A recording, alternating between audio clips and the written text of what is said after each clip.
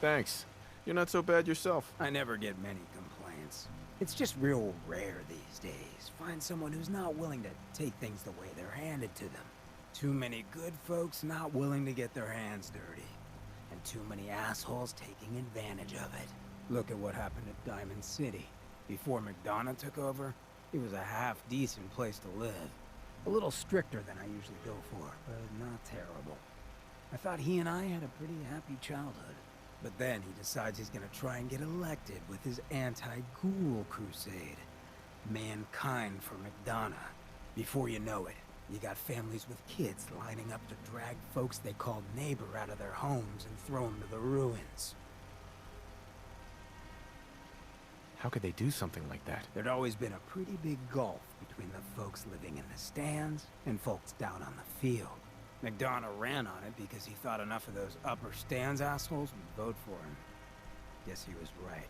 I remember storming into his office above the stands after the inauguration speech. He was just standing there, staring out the window, watching as the city turned on the ghouls. He didn't even look at me. Just said, "I did it, John. It's finally mine." Should have killed him right there, but I don't think it would have changed anything. Instead, I pleaded with him, begged him to call it off.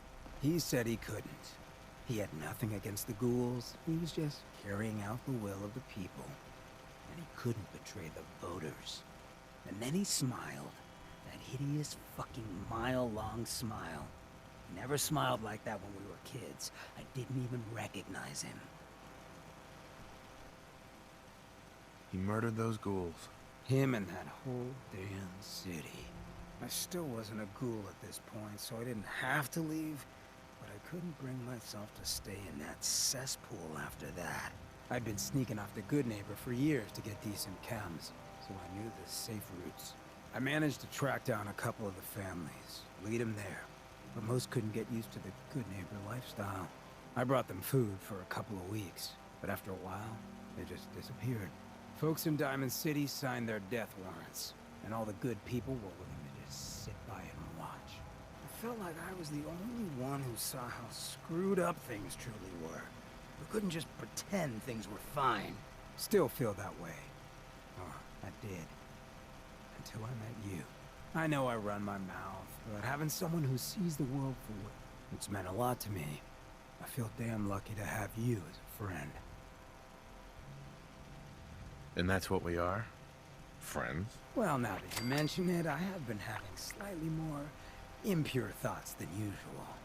Maybe we'll get to act on those. But I guess we should probably head out, huh? After you.